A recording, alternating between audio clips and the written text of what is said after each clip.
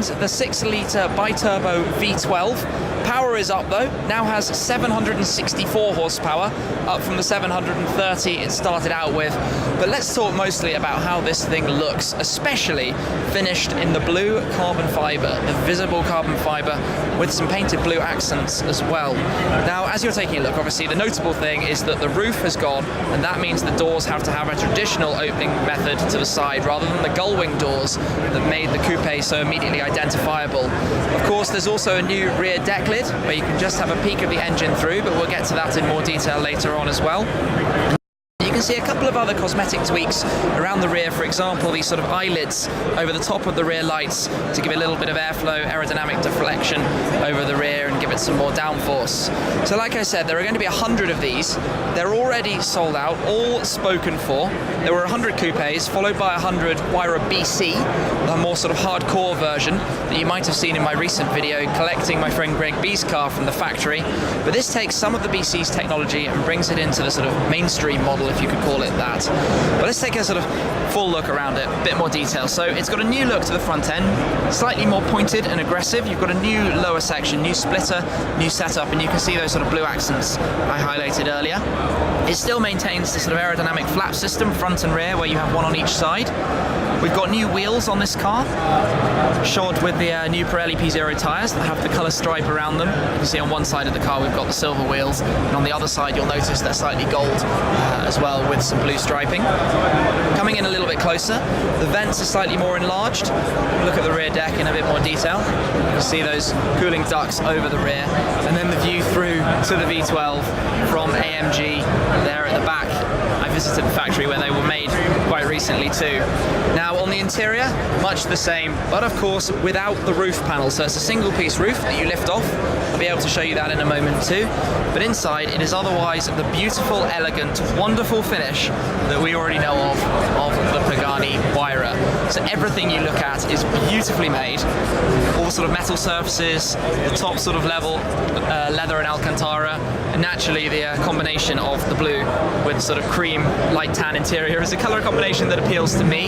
You've got the open 7-speed single clutch gearbox in the centre, where you can see the sort of mechanism underneath, which is always quite so beautiful. I do particularly like how the glove box works as well, but everything about the car that you look at is just wonderful. I mean, even the way you open the door handle is lifting that up to pull open the door. Like I said, opening in the sort of traditional style outwards, as opposed to how they were before, where it literally gull-winged up towards the top. Now that gives us a view of the tub. It still has the Carbo titanium tub, so different type of carbon fibre material used on the inside to the body panels, for example, for maximum rigidity and strength. And in doing this car and creating it, they've actually managed to take off about 70 or 80 kilos of weight from the coupe, which is quite unusual in this world, because normally you'd have to add additional sort of structural rigidity beams and strengthen the car a little bit, making it heavier. But the Huayra Roadster is lighter than the coupe, which means top speed 220, 230 miles an hour, basically more than enough. 0 to 62 miles an hour, 3.5 seconds. Again, plenty quick, given that it's a rear-wheel drive car, and obviously it's a lot of power to be putting down to the ground. I'm going to open the rear canopy shortly, but to do so, you pull these, release the buckle, and then you would unlatch it. We'll go around to the other side to release that buckle as well. Firstly, to open the door.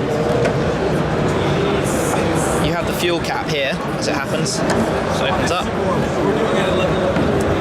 Undo this. Open that up. Right, so let us pop open the latches and come round to the other side to open that one too. And then you can lift open the rear canopy. There is a single piece carbon fibre deck lid, which is nice and light, to reveal the engine, the beautiful piece of work that comes out of the Falter back. And you can see this car from F1 Michael Kublar, his name there imprinted on the central piece, but it is such a magnificent thing to look at in here. Everything, even the exhaust back there and the sort of bluey purple, they're just gorgeous. It's wonderful to see sort of the interior of this car, even the sort of luggage compartments, these sort of two boxes you have, one on each side, again out of carbon fibre, with these straps to open them up, fold it back, have a look at the inside where we have the Huayra Roadster luggage package as well. So you've got two of these, this lovely leather to match the interior with the carbon fiber for the handle at the top as well, the Roadster badge on the side. Even that is a lovely, lovely thing. Close it back up, do up the strap back through here. I think that's the thing with this car. Everything you touch is just magnificent. Might be a little bit fiddly, but it's a hypercar. It's supposed to be special. And that's combined with these extra luggage pieces that you have behind the seat as well. One on each side to optimize the space. But everything you look at and see is so super nice. Even the sort of pieces here, all the sort of bolts, it's all just magnificent. And I want to show you one other thing here. Horatio was trying to work out what to use for the points, the contact points between the deck lid and the lower bumper, which is obviously a delicate point because if you put too much pressure on the carbon fiber, it could end up cracking, let's say. And what he's done is use €4 coins, one on each corner, for that contact point, which is just a fun little detail, nice sort of touch in addition to everything else that's part of the car. Now let me close this back up so we can have a look at it again with the deck lid back down. It's really, really light. Drop it into place. I think that's clicked down already. Strap through here. It's back in place. Now let me close the doors and come and show you the roof section.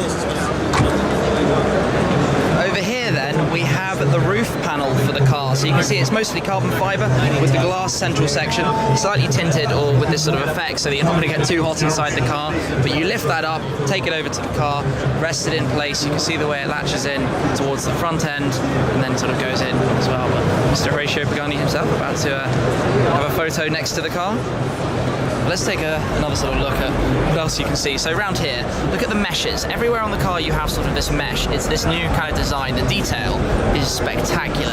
If I come all the way around, you can see you have that same design in there, in towards the rear, and then you have it down at the front as well, in those lower sections. I suppose I should get the nice shot of Horatio himself in front, standing beside his prized car, the Huayra Roadster. Coming in on these wheels, the centre lock wheel, slightly golden on this side with the blue ring that I mentioned before. And then you can see the sort of cutaway behind for the airflow going down the side of the car. So let's talk a little bit about the flaps at the front and the rear. If you didn't already know, they basically operate by opening up, and by doing so it can open up on the outside of the inside of the corner to give a little bit more pressure downwards, more downforce, more grip, and obviously increase cornering speed and make the car a little bit more dynamic through the process. I'm just letting it spin in front of me because it's a really beautiful thing to behold, this car. The Huayras have always looked amazing. Well, the Zonda's always looked amazing. In fact, there's a Zonda just over the other side. Let's take a wander over there.